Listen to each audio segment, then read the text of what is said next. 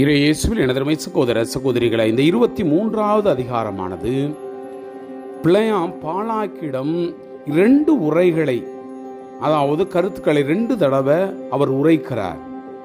அவருக்கு ஏற்றவாறு பலிபீடங்களை 7 பலிபீடங்களை கட்டி 7 கிடாய்களையும் 7 காளைகளையும் பலியிட்டு, இதோ இஸ்ரேலுக்கு மக்களுக்கு எதிராக அவர்களை பழித்துரைக்கவும் சபிக்கவும் அவர் பணிக்கிறார்.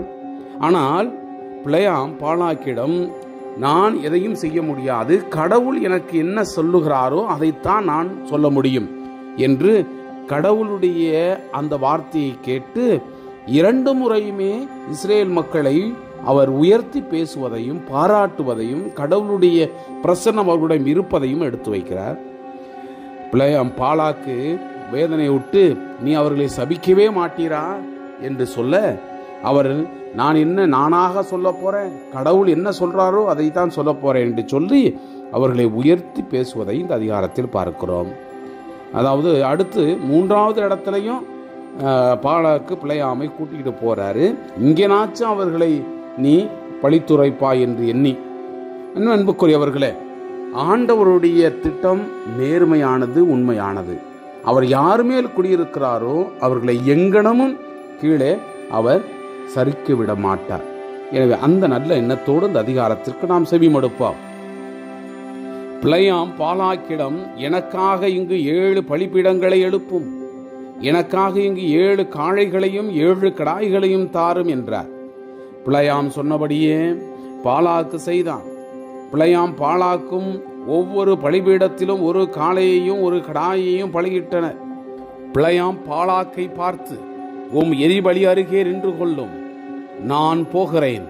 ஒருவேளை ஆண்டவர் வந்து என்னை சந்திக்கலாம், அவர் எதையெல்லாம் எனக்கு காண்பிக்கிறாரோ அதை உமக்கு அறிவிப்பேன் என்றார். பின் அவர் மொட்டை மேடு நோக்கி போனார். கடவுள் பிலேயாமை சந்தித்தார். பிலேயாம் அவரிடம், நான் 7 பலிபீடங்களை ஆயத்தம் செய்து ஒவ்வொரு பலிபீடத்தின் மேலும் ஒரு காளையையும் ஒரு கிடாயையும் பலியிட்டுள்ளேன் என்றார். ஆண்டவர் தம் வார்த்தைகளை பிலேயாமினுடைய வாயில் வைத்து அவரிடம், பாலாக்கிடம் திரும்பி போய் இப்படியே பேசு என்றார். அவர் அவனிடம் திரும்பி போகையில் அவன் மோவாபினுடைய எல்லா தலைவர்களோடும் தன் எரிபலியினர்களே நின்று கொண்டிருந்தான். பிலேயாம் திருவுரையாக கூறியது, ஆராமில் உள்ள கீழே மலைகளிலிருந்து மோவாபின் மன்னன் பாலாக்கு என்னை கொணர்ந்துள்ளான். வா, எனக்கு யாக்கோப்பை சபிக்கவா, இஸ்ரேலை பழித்துரை என்றான். கடவுள் சபிக்காதவனை நான் எப்படி சபிப்பேன்? கடவுள் பழிக்காதவனை நான் எப்படி பழிப்பேன்? மலைகளின் உச்சியிலிருந்து நான் அவனை நோக்குகிறேன், குன்றுகளிலிருந்து நான் அவனை பார்க்கிறேன். இதோ தனியாக வாழ்கின்றதொரு மக்கள் கூட்டம், இது வேற்றினத்தாரோடு தன்னையும் ஓர் இனமாய் கொள்ளவில்லை.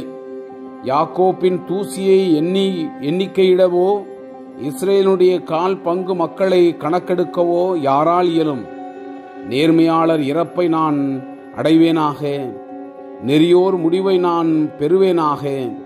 பின்னர் பாலாக்கு பிலேயாமிடம், நீர் என்ன எனக்கு இப்படி செய்துவிட்டீர்? என் எதிரிகளை சபிக்கும்படி நான் உம்மை கொண்டு வந்தேன். ஆனால் இதோ நீர் அவர்களுக்கு ஆசி மேல ஆசி வழங்குகிறேன் என்றான். அதற்கு மறுமொழியாக அவர், ஆண்டவர் என் வாயில் வைத்ததை பேசுவது என் கடமை அன்றோ என்றார். பாலாக்கு அவரிடம், வேறொரு இடத்திற்கு என்னோடு வாரும், அங்கிருந்து நீர் அவர்களின் எல்லாரையும் பார்க்காமல் அண்மையில் இருப்போரையே பார்ப்பீர், பின்பு எனக்காக அவர்களை அங்கிருந்து சபியும் என்றான்.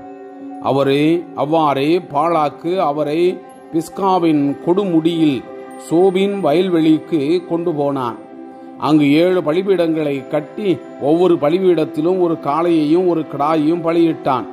பிலேயாம் பாலாக்கிடம், நான் அப்பால் ஆண்டவரை சந்திக்கையில் நீர் எரிபலி அருகில் நின்று கொள்ளும் என்றார். ஆண்டவர் பிலேயாமை சந்தித்தார்.